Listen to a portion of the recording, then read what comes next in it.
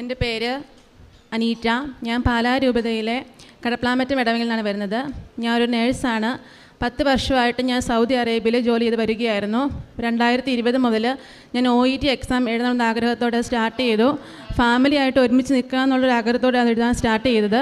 പക്ഷേ ഞാൻ 5 പ്രാവശ്യം എഴുതിയെങ്കിലും അത് ഫെയിലായിപ്പോയി. 1-2 മൊഡ്യൂളൊക്കെ ഞാൻ ഫെയിലായി പോവായിരുന്നു. അവസാനം ഞാൻ ഭയങ്കര ഡിപ്രസ്ഡായി. കാരണം ഓരോ എക്സാം എഴുതുമ്പോൾ നന്നായിട്ട് പ്രാർത്ഥിച്ചിട്ടും ഹാർഡ് വർക്കൊക്കെ ചെയ്തിട്ടാണ് എക്സാം എഴുതാൻ പോയിരുന്നത്. എന്നിട്ട് എനിക്ക് കിട്ടിയില്ലല്ലോ, എൻ്റെ ദൈവമേ ഓർത്ത് ഞാൻ പറയുമായിരുന്നു. അങ്ങനെ ഞാൻ ഇപ്പം ദൈവത്തിൻ്റെ ആഗ്രഹമല്ലായിരിക്കും ഞാൻ വേറൊരു രാജ്യത്തോട്ട് പോകുന്നത്. സൗദി തന്നെ നിന്നേക്കാമെന്ന് വിചാരിച്ചിരിക്കുകയായിരുന്നു. അപ്പം എൻ്റെ മമ്മി പറഞ്ഞു, ഒരു പ്രാവശ്യം കൂടി നീ വന്നൊന്ന് എക്സാം എഴുത്, മാതാവ് എന്തായാലും നിനക്ക് തരുമെന്ന് പറഞ്ഞു. അങ്ങനെ ഞാൻ കഴിഞ്ഞ വർഷം നാട്ടിൽ വന്ന സമയത്ത് ഒരു പ്രാവശ്യം കൂടി ഞാൻ എക്സാം അറ്റൻഡ് ചെയ്തു. ആ സമയത്ത് എൻ്റെ അനിയത്തിയാണെങ്കിൽ കൃപാസനത്തിൽ ഉടമ്പടി എടുത്തിട്ടുണ്ടായിരുന്നു. അവൾ എനിക്കൊരു കാശ് രൂപം തന്നു. അത് വെച്ച് ഞാൻ എക്സാം അറ്റൻഡ് ചെയ്തു. പക്ഷേ ആ റിസൾട്ട് വന്നെങ്കിലും അത് ഞാൻ ഫെയിലായിപ്പോയി. അപ്പോൾ എനിക്ക് ആ സമയത്ത് എനിക്ക് ഒത്തിരി സങ്കടമൊന്നും തോന്നിയില്ല. എന്തൊരു പ്രത്യാശ എൻ്റെ മനസ്സിൽ വന്നു. മാതാവ് എന്നോട് ഇവിടെ വന്ന് ഒരു ഉടമ്പടി എടുക്കാൻ പറയുന്ന പോലെ എനിക്ക് തോന്നി.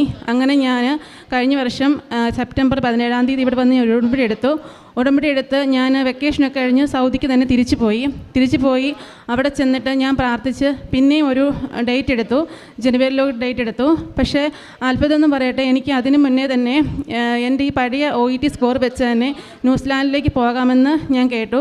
അപ്പോൾ എനിക്ക് എന്തായിട്ടും വിശ്വാസം വന്നില്ല. കാരണം ഞാൻ അടുത്ത എക്സാം ഡേറ്റൊക്കെ എടുത്തല്ലോ, എഴുതാമൊക്കെ വിചാരിച്ചിരിക്കുമായിരുന്നു. അപ്പം എന്നിട്ട് എനിക്ക് വിശ്വാസമില്ലാഞ്ഞിട്ട് എൻ്റെ ഒരു കസിൻ ഓൾറെഡി ന്യൂസിലാൻഡിലുണ്ട്. അവരെ വിളിച്ച് അന്വേഷിച്ചപ്പോൾ അവൻ പറഞ്ഞു എൻ്റെ ഈ സ്കോർ വെച്ച് എനിക്ക് പോകാമെന്ന് അവൻ പറഞ്ഞു.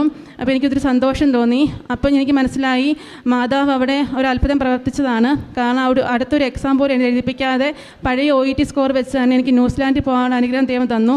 ഇപ്പം ഞാൻ വിശ്വസിക്കുന്നു ആദ്യമൊക്കെ എഴുതിയപ്പോൾ എനിക്ക് B ബാൻഡ് കിട്ടാതിരുന്നത് ഒരു പക്ഷേ കർത്താവ് ആഗ്രഹിച്ച ഒരു സ്ഥലത്തേക്ക് എന്നെ കൂട്ടിക്കൊണ്ട് പോകാമെന്ന് അതുകൊണ്ടായിരിക്കാം എനിക്ക് പഴയ B തരാതിരുന്നെന്ന് ഞാൻ വിശ്വസിക്കുന്നു. ഇത്രയധികം അനുഗ്രഹം തന്ന അമ്മയ്ക്കും ഈശോയ്ക്കും ഒരുപാട് നന്ദി പറയുന്നു. അതുകൂടാതെ എനിക്കിപ്പോഴും 34 വയസ്സായി. പല പ്രാവശ്യമായിട്ടും ഞാൻ ആഗ്രഹിച്ചിരുന്നു ഒരു പ്രാവശ്യമെങ്കിലും ബൈബിൾ പൂർണ്ണമായിട്ടൊന്ന് വായിക്കണമെന്ന് പലപ്പോഴും ആഗ്രഹിച്ചൊരു വ്യക്തിയായിരുന്നു.